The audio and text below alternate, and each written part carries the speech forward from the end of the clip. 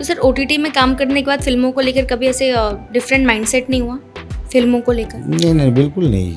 Film it's like film only, it is film only. कोई difference नहीं है sir OTT and इसमें, मतलब सिनेमा में दोनों ही सिनेमा के तरीके से ट्रीट किया जाता है, दोनों ही सिनेमा है।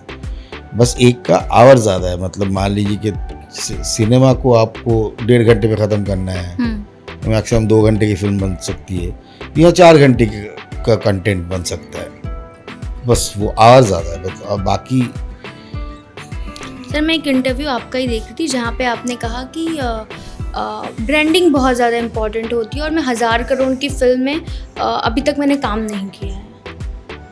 ब्रांडिंग बहुत ज़्यादा इम्पॉर्टेंट होती है, ऐसा आपने? ब्रांडिंग इम्पॉर्टेंट नहीं है, ब्रांडिंग तो मार्केट की नेसेसिटीज़ है कि ब्रांड तो आप खुद एक ब्रांड बनते हैं, खुद एक ब्रांड बनाते हैं, फिर आपको ऑडियंस एक ब्रांड बना देती है, तो वो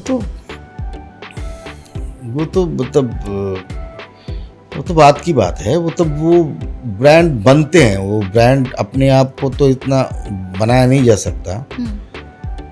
तो और ब्रांड तभी बनते हैं जब आप कोई सुपरस्टार होते हो, जब आपके आज की तारीख में आपका बहुत ज़्यादा आपका फॉलोअर्स बढ़ गए, तो कि बिकॉज आज भी एक डिजिटल एरा है, डिजिटल मतलब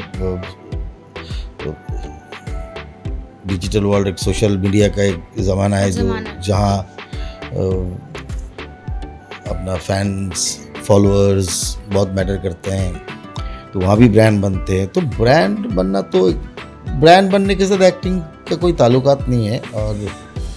और 1000 करोड़ की जहाँ तक बात है, 1000 करोड़ की फिल्म में स्टेक भी बहुत बड़ा होता है ना। जहाँ स्टेक बड़ा होता है तो वहाँ उस स्टेक के हिसाब से गणित तय होती है, तो वो आपके हाथ में नहीं होता।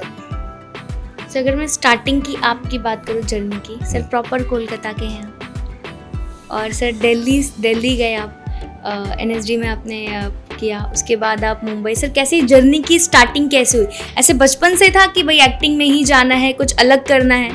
कैसे आपकी जर्नी कैसे स्टार्ट हुई? क्योंकि बहुत सारे ऐसे फैंस हैं जो मैंने आपका सोशल मीडिया देखा, कमेंट सेक्शन में पूछते हैं, हाँ भाई हमें दिव्येंदु सर की जर्नी के बारे में जानना है। सर आपने अब तक अपनी जर्नी के बारे में से खुल के बात नहीं की। मैं चाहती हूँ कि आप खुल के अपनी जर्नी के बारे में बात करें। बहुत ज़्यादा कुछ ऐसा बोलने वाला मामला है नहीं, क्योंकि जर्नी एक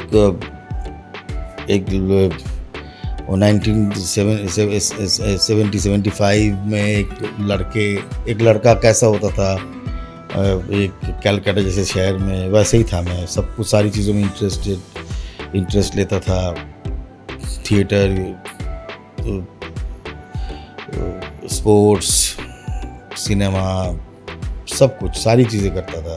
तो और बिल्कुल शुरुआत में ही मतलब न कि वैसे ही कॉलेज में, घर में, मोहल्ले में थिएटर करना, ये सब पहले से ही चल रहा था। मतलब ऐसे कुछ ऐसे प्लानिंग नहीं थी? नहीं, ऐसे ही हमारे कल्चर का ही पार्ट होता है हमारा, मतलब ये चलता रहता है। कभी कोई परफॉर्मेंस का कंपटीशन हो रहा है, कोई प्ले कंपटीशन हो रहा है, कभी कोई पेंटिंग कंपटीशन हो रहा है, ये हर महीने में कहीं ना कहीं चलता रहता है। तो हर महीने में हम कहीं ना कहीं नाटक कर रहे होते, कुछ ना कुछ कर रहे होते। तो मतलब कल्चरली हम बहुत ज़्यादा जुड़े हुए थे उस टाइम, और हर कोई होता था, मतलब ज़्यादातर लड़के हमारे मोहल्ले में, तो हम लोग यही करते थे।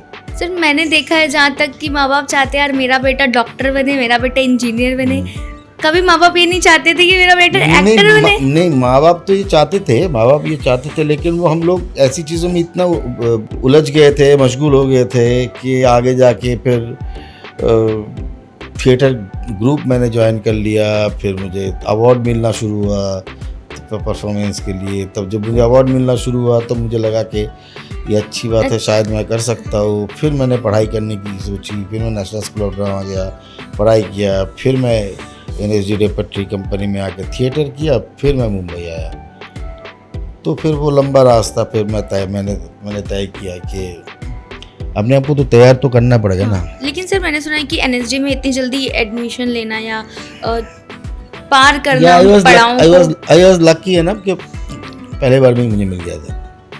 आपको सर पहली बार में मिला था, और कई लोगों को बहुत ज़्यादा मेहनत करनी पड़ती है। हाँ, मेहनत करनी पड़ती, मतलब लक है वो, क्योंकि सीट्स कम है ना उधर। सर कैसे होता है, क्योंकि बहुत सारे लोग ये जानना चाहते हैं एनएसडी के बारे में, और आपसे बेहतर मुझे लगता नहीं है कि कोई सिखा पाएगा यार। अभी का क्राइटेरिया मुझे पता नहीं, तब का क्या था सर? तब का क्राइटेरिया ये था कि आपको ग्रेजुएट होना पड़ेगा और आपको 3 रेफरेंस लेटर्स चाहिए होता है एप्लीकेशन फॉर्म सबमिट करने के लिए। फिर एप्लीकेशन फॉर्म स्टैंड आउट करने के बाद स्क्रूटिनी हो जाने के बाद देन फिर आपको जोनल इंटरव्यू के लिए बुलाया जाता है। जोनल इंटरव्यू क्लियर करने के बाद आपको फाइनल वर्कशॉप के लिए 4 दिन के लिए दिल्ली बुलाया जाता है, न्यू दिल्ली कैंपस में, और उधर आपका सिलेक्शन होता था। तो 4 दिन आपको ऑब्जर्व करके एक लिस्ट तैयार होता था 20 लोगों का। मतलब सर ये एक्टिंग भी आसान नहीं है बिल्कुल भी। एक्टिंग आसान है नहीं है पता नहीं, पर एक्टिंग एक क्राफ्ट है।